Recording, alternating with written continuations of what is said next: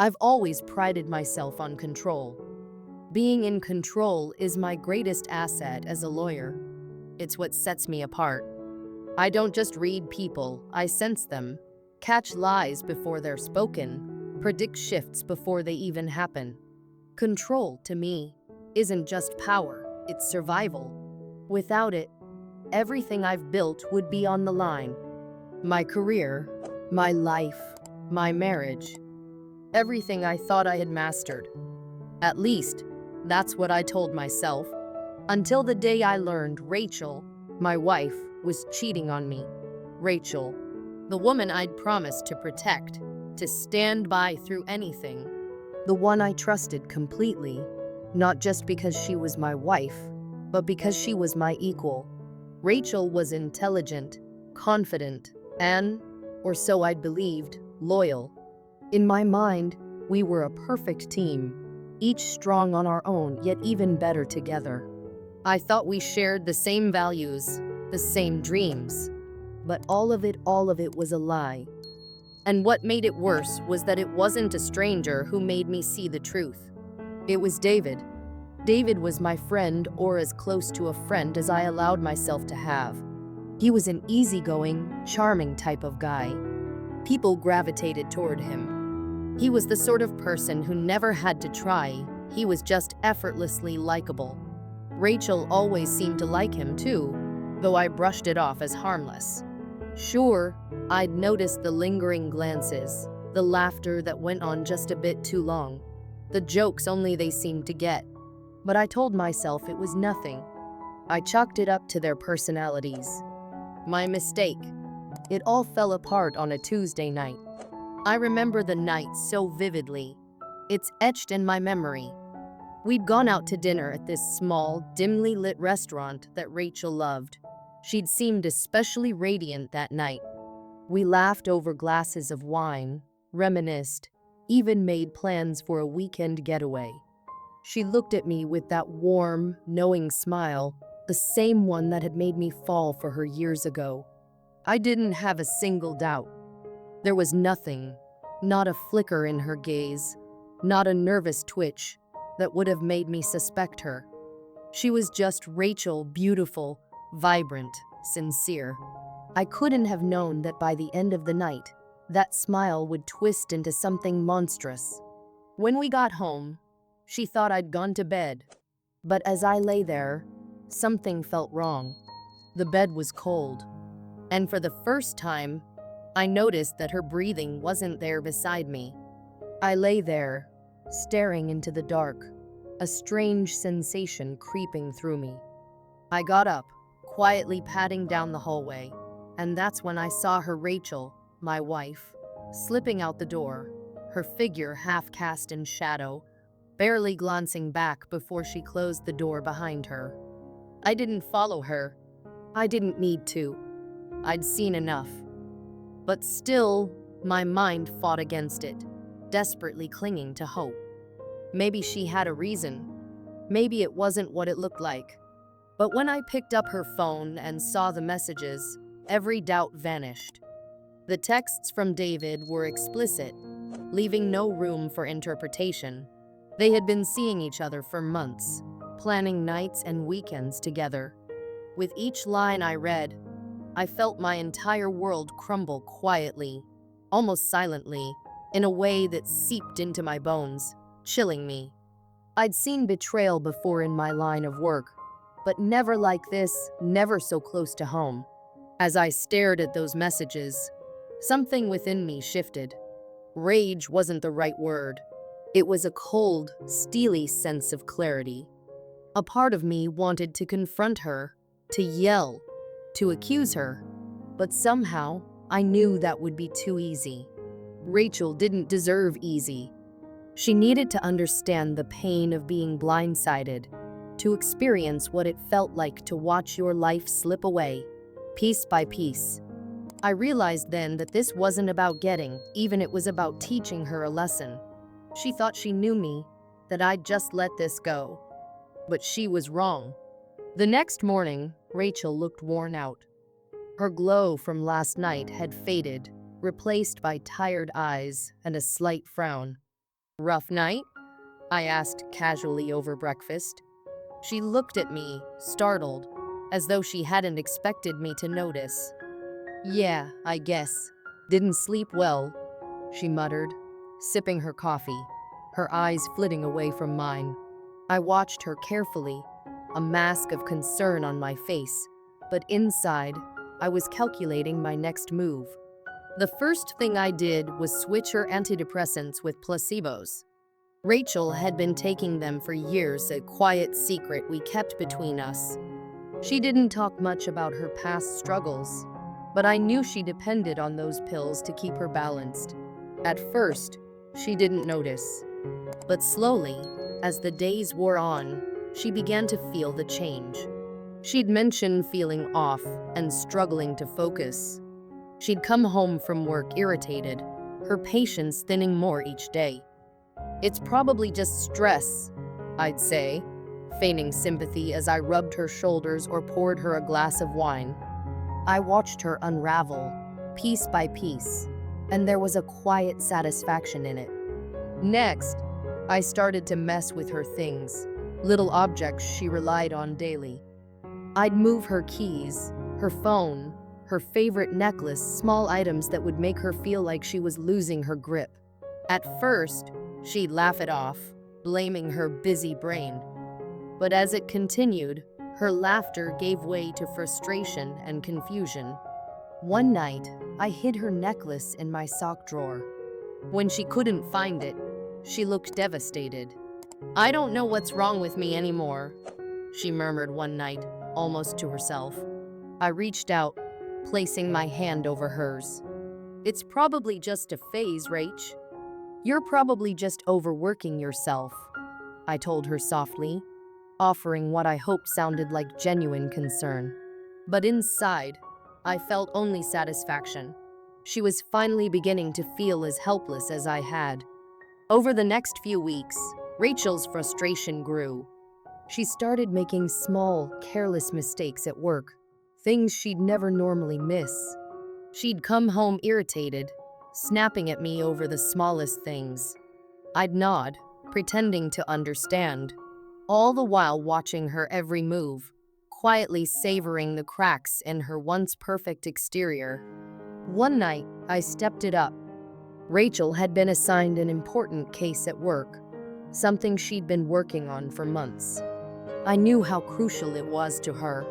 The night before her big presentation, I erased her notes from her laptop and slipped in a corrupted file. She stayed up all night trying to recover it, panicking as she realized she'd have to redo everything from scratch. By morning, she looked like a ghost, worn out and hollow. "Maybe you should take a break," I suggested, handing her a cup of coffee. She just nodded, barely looking at me. She was starting to believe something was wrong with her, that she was losing control. After that, I started leaving anonymous notes.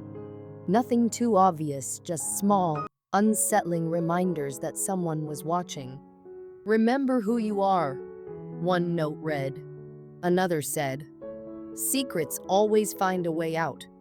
She never confronted me about them, but I could see the tension in her eyes, the way she'd jump when the mail arrived, or glance over her shoulder, as though half expecting someone to be there. She was slowly unraveling, each piece of her confidence chipped away.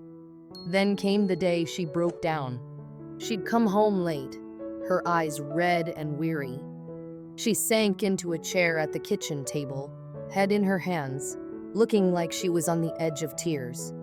I don't know what's happening to me," she said, her voice barely a whisper. "I feel like I'm going crazy." I wrapped my arms around her, murmuring soothing words, pretending to console her as she broke down. But inside, I felt nothing. No pity, no sympathy. Only satisfaction. She thought she could betray me, that I would never notice, that I'd let it slide. But she was wrong. She was learning, piece by piece, that there were consequences, real, devastating consequences to betraying me. And I wasn't done. Not by a long shot. She looked at me that night, her eyes filled with a strange mix of gratitude and fear. I could see it now. Rachel was starting to doubt herself, the cracks in her confidence deepening. There was a flicker of desperation, of confusion in her gaze, like she was questioning her own reality. She tried to hold on to her version of things, but I was there, steady, calm, playing my part as the supportive husband, and it made her even more unsure. But simply standing by and watching her unravel wasn't enough for me. It wasn't satisfying enough to just observe. I wanted her to feel as lost as I had felt, to question everything, even herself. That's when I decided to make sure she would have nowhere to turn, no solid ground under her feet. I started small, leaving hints of David around the house. A subtle spray of his cologne on a scarf I knew she'd wear, something that would instantly remind her of him. I left a message from an unknown number on her phone, vague but suspicious, just enough to stir that creeping paranoia. I could see the effect almost immediately. She'd reach for the scarf, inhale the scent, and her expression would shift, momentarily confused, as if trying to figure out why she felt a wave of recognition and unease. Or she'd check her phone, see the message, and her face would darken, lost in thought. And in those moments, I knew I had her exactly where I wanted her.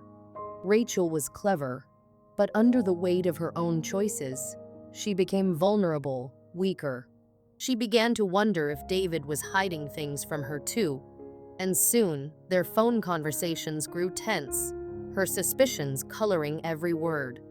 I could hear her in the next room, her voice low but intense, questions becoming accusations, frustration escalating. I imagined David on the other end, confused, trying to calm her down, reassure her, but it wasn't enough. She wanted answers, and he was only giving her doubt.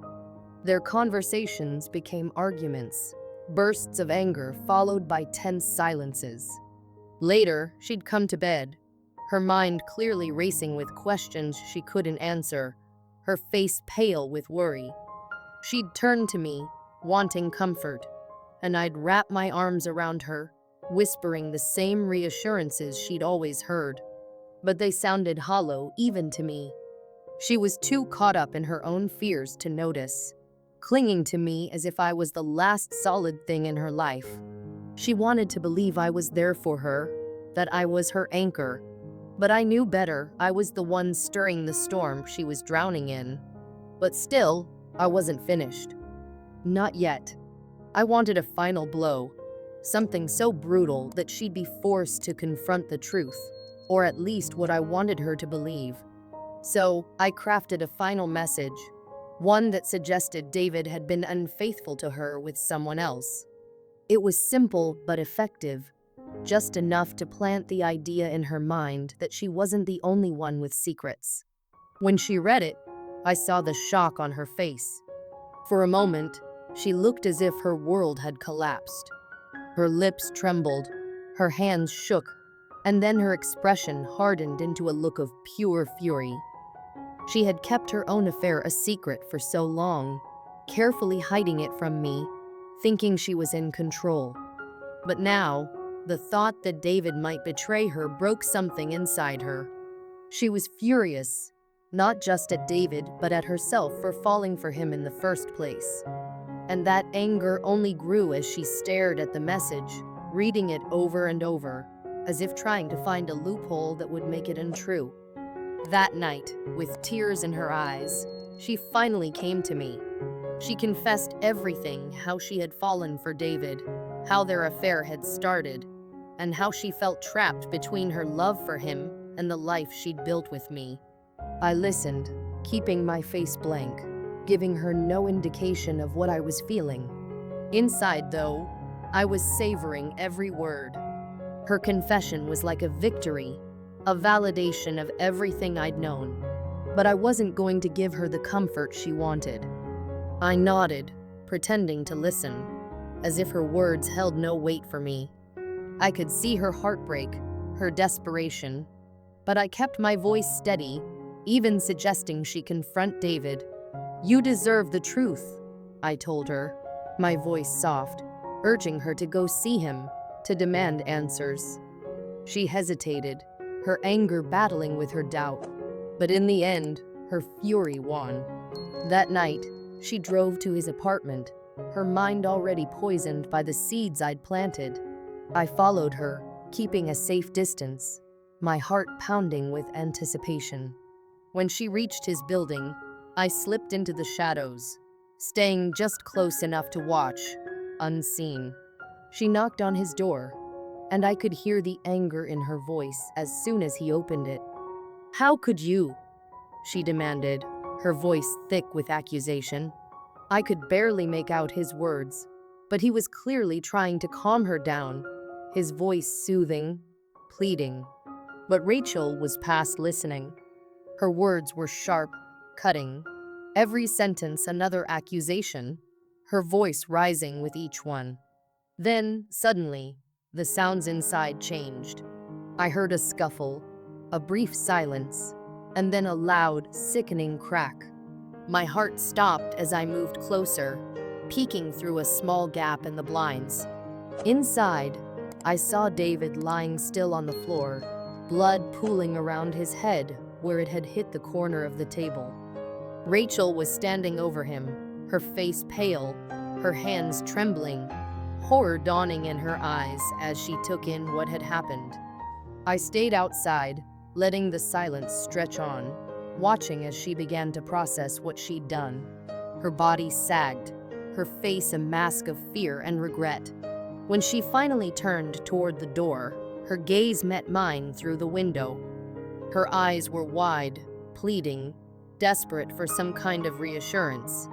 She wanted me to tell her that everything would be all right, that she hadn't gone too far. But I had no intention of giving her that comfort. Instead, I took out my phone and dialed the police, watching her face crumple as she realized what I was doing. When the officers arrived, Rachel was a mess, barely able to explain herself, mumbling about how everything had slipped out of control, how she'd lost herself in anger. The evidence was damning, and as they led her away, I stood by as the perfect grieving husband, the man who'd lost his wife and his friend in a single night. To the officers, to everyone who saw us, I was a man torn apart by tragedy. But inside, I felt nothing. Returning home that night, I looked around our quiet, empty house. This place, once filled with memories, now felt hollow. I'd won, hadn't I? Rachel was gone, and so was David. I had orchestrated every step perfectly, leading her down a path of guilt and rage until there was no turning back. Yet, as I sat in the silence, I realized that the victory I'd imagined, the satisfaction I'd craved, was nowhere to be found. In my quest to destroy her, I had destroyed something in myself too. I thought I'd gain control, power, maybe even a sense of justice. But instead, I was left with emptiness. The person I had become in the process, the man willing to sacrifice everything to make her suffer, felt foreign, hollow. Now, alone in this dark, echoing house, I began to question if any of it had been worth it. I had given up everything I once valued: love, trust, and even my own sense of self, all for a fleeting sense of revenge. Rachel had betrayed me, but in the end, I had become someone I barely recognized, someone who could no longer feel anything but the weight of his own emptiness. And as the silence grew, I realized I was truly alone.